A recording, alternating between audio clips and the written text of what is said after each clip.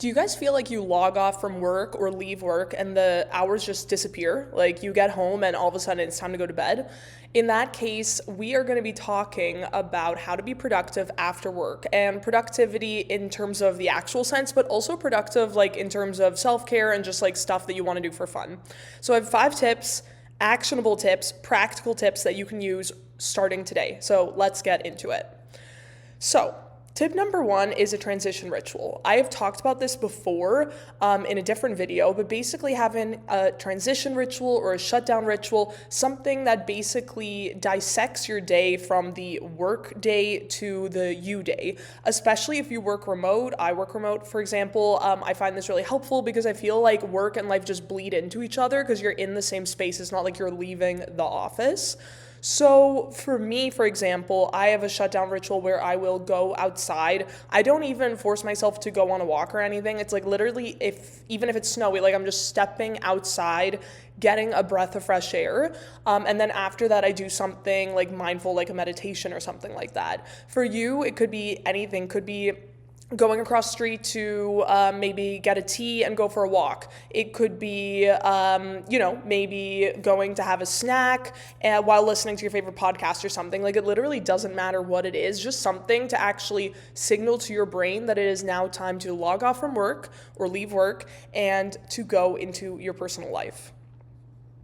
Tip number 2 is to unwind mindfully. So I think that you should allow yourself to actually chill for a little bit instead of going into work, like personal admin type of work.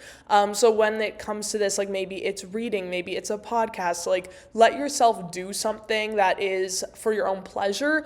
But I think that this is really helpful because otherwise you're just going to like maybe force yourself to try to do like a bunch of like admin or like work on personal projects.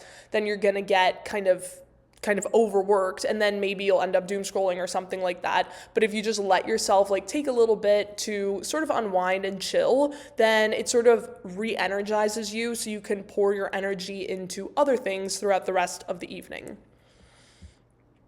This brings me to my next point, which is beware of the enemy. And the enemy for most people, in my opinion, is phones and technology. Like maybe you're like, oh, I'm going to go watch Netflix for like 30 minutes and then 30 minutes turns into like 6 hours. So I think that it's realizing what your triggers are, what are things that you might be kind of inclined to accidentally overuse when you're feeling kind of drained from work. So know what your enemies are and then actually design your life so that maybe you can scroll for a little bit, but you put on like a 20-minute timer or something like that.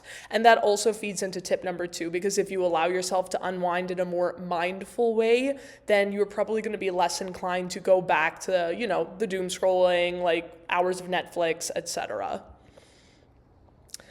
Number 4 is to design for your energy dip. So some days are more draining than others, right? I think we can all get that. Also depends on your job. Like if you have a super physical or hands-on job, then I feel for you because obviously I think you're probably coming home more drained than somebody with, a remote job or something. At least that's my opinion.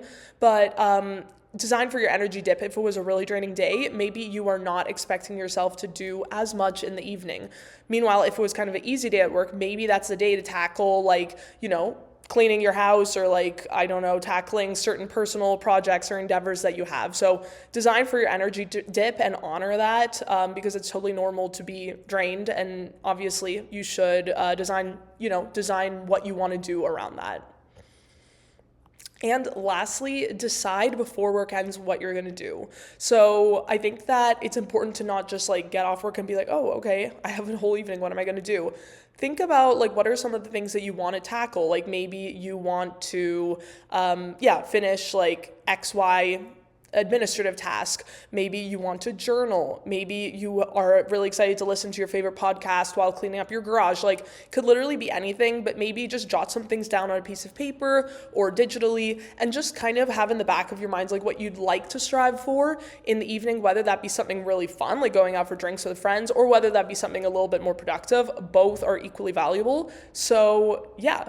Throwing that out there, I think that it's really helped me to just try to capitalize off of the time that we do have outside the working day. So, you're not just putting all your personal stuff on the weekends, both fun and work personal stuff in the weekends. Like we have our evenings, we have our mornings, and I think that when we're a little bit more mindful and intentional about doing that type of planning, we're actually able to capitalize off of that time.